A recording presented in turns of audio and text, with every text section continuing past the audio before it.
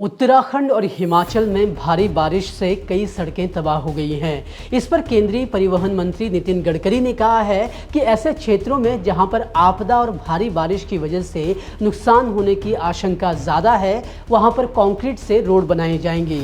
उनका कहना है कि तारकोल से बनी सड़कें जल्दी जवाब दे देती हैं, लेकिन कंक्रीट से बनी सड़कें भारी बारिश को झेल सकती हैं।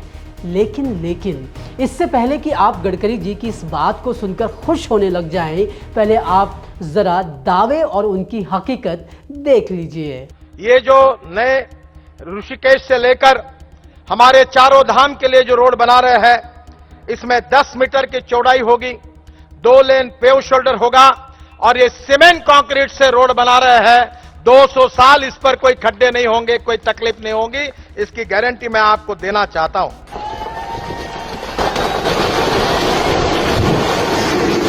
आपने अभी जो 2 वीडियोस देखे, उनमें आपको साफ दिख गया होगा कि जिन कंक्रीट सड़क की बात नितिन गडकरी आज कर रहे हैं, उसकी बात उन्होंने 2016 में चार धाम रोड परियोजना को लेकर भी की थी। जिस चार धाम रोड को 2 साल तक नहीं टूटना था, वो हर साल बरसात में धराशायी हो जाती है और हालात जस के तस रहते हैं। लेकिन सवाल ये उठता है कि क्या उत्तराखंड और हिमाचल जैसे पहाड़ी इलाकों में कंक्रीट की सड़कें मजबूत साबित हो पाएंगी? क्योंकि कम से कम चार धाम रोड परियोजना में तो ऐसा नज़र नहीं आता। घुघुती न्यूज़ की इस रिपोर्ट में हम आज इन्हीं सवालों का जवाब तलाशने की कोशिश कर रहे हैं। आखिर ये कंक्रीट की सड़कें कितनी मजबूत होती हैं? ये सड़कें सालों साल चल पाएंगी या फिर नेताओं के वादों की तरह ही कुछ ही महीनों में बिखर जाएंगी? इसकी हम पूरी पड़ताल करने की कोशिश करेंगे। इसके साथ ही आपको देंगे ब्यौरा उत्तराखंड में बनी सड़कों का और किस तरह की धांधली इनमें नज़र आती है।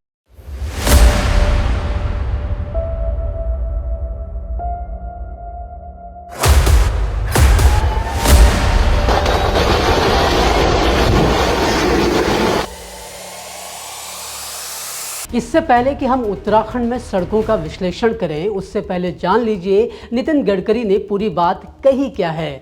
केंद्रीय परिवहन मंत्री हिमाचल और उत्तराखंड में दरक रही सड़कों पर बात कर रहे थे। इस दौरान उन्होंने कहा कि केंद्र सरकार अब उन क्षेत्रों में कंक्रीट रोड बनाने की तैयारी कर रही है जहां पर बहुत ज़्यादा आपदाएं आती हैं। उनका कहना था कि आज देश में अंतर्राष्ट्रीय मानकों के लिहाज से सड़कें, ब्रिज और टनल बनाने की ज़रूरत है। नितिन गडकरी ने वादा किया कि इस खातिर एक्सपर्ट कमेटी बनाई जाएगी और IIT को भी इसमें शामिल किया जाएगा। सबसे पहले आपको समझाते हैं कि कंक्रीट रोड की बात क्यों की जा रही है। कंक्रीट रोड सीमेंट, रेती और पानी के मिक्सचर से तैयार की जाती हैं। कंक्रीट रोड के कई फायदे होते हैं। ये लंबे समय तक बनी रहती हैं। एक अनुमान के अनुसार अच्छी गुणवत्ता वाली कंक्रीट सड़क 40 साल तक चलती है, जबकि डामर सड़कें लगभग 10 साल तक चलती हैं। इसके अलावा डामर तेज़ी से सूखता है, इसलिए कंक्रीट सड़क की तुलना में डामर सड़क बनाने में कम समय लगता है। इन पर जल्दी से क्रैक या गड्ढे नहीं बनते और इन्हें रखरखाव की भी ज़्यादा ज़रूरत नहीं होती है। हालांकि इन सड़कों को तैयार करने का खर्च काफ़ी ज़्यादा आता है। दूसरी तरफ इन सड़कों को तैयार करने के लिए बेहतरीन प्लानिंग और उसी हिसाब से एग्जीक्यूशन की भी ज़रूरत होती है। ये सड़कें जानलेवा भी साबित हो सकती हैं। ये सही है कि इन्हें ज़्यादा रख रखाव की ज़रूरत नहीं होती, लेकिन अगर इन पर ध्यान नहीं दिया गया तो ये सड़कें चिकनी हो जाती हैं और इनमें गाड़ियों के फिसलने का डर बढ़ जाता है। लगातार बारिश की वजह से इन सड़कों पर शैवाल यानी काई जमने की आशंका भी रहती है और जिससे हादसा होने का डर काफ़ी ज़्यादा बढ़ जाता है। अब आते हैं चार धाम परियोजना पर। नितिन गडकरी ने 2016 में कहा था कि ये कंक्रीट से बनी सड़क होगी और 200 साल तक नहीं टूटेगी, लेकिन ये दावा भी खोखला साबित हुआ है। हर साल बारिश के मौसम में चार धाम रोड को नुकसान पहुंचने की खबरें आती रहती हैं। पिछले 3-4 सालों के भीतर ये रोड कभी उत्तरकाशी में तो कभी टिहरी में और हाल ही में नंदप्रयाग मैठाणा में 50 से 80 मीटर तक सड़क धंस गई। अब ये सड़कें या तो इतनी कमज़ोर बनाई गई हैं कि ये मौसम की मार झेल नहीं पाती, या फिर भ्रष्टाचार की बीमारी इस रोड का खर्च खा गई है।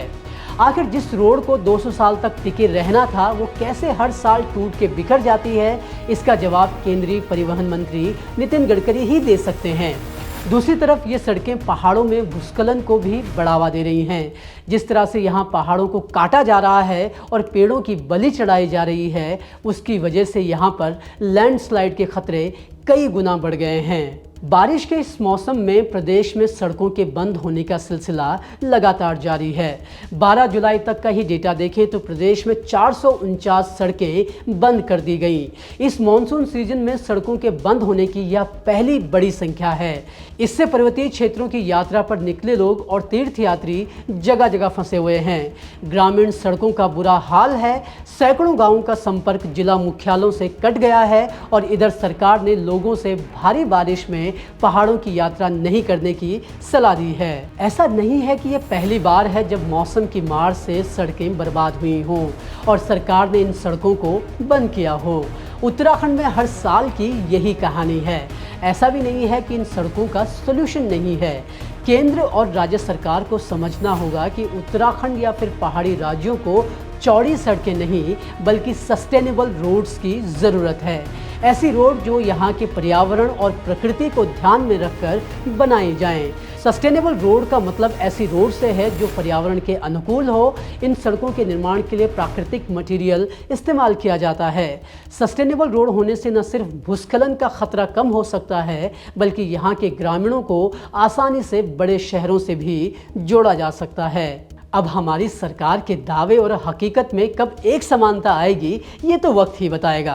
लेकिन फिलहाल जान लीजिए कि पहाड़ों में बारिश का मौसम है और जगह जगह भूस्खलन हो रहे हैं। तो अगर आप घर से निकल रहे हैं तो गैर ज़रूरी काम के लिए ना ही निकलें तो बेहतर है, क्योंकि आपकी सड़कें नेताओं के दावों और उनकी हकीकत के बीच लटकी पड़ी हैं। खैर, प्रशासन की लापरवाही का एक और नमूना है जिस पर हमने रिपोर्ट किया है। कोटद्वार की मालन नदी पर जो पुल टूटा वो कैसे सरकार की लापरवाही का शिकार हुआ, पूरी बात जानिए हमारी इस रिपोर्ट में। और साथ ही अगर आपको हमारा काम पसंद आ रहा हो तो हमें शेयर, लाइक और सब्सक्राइब करना मत भूलिएगा। धन्यवाद।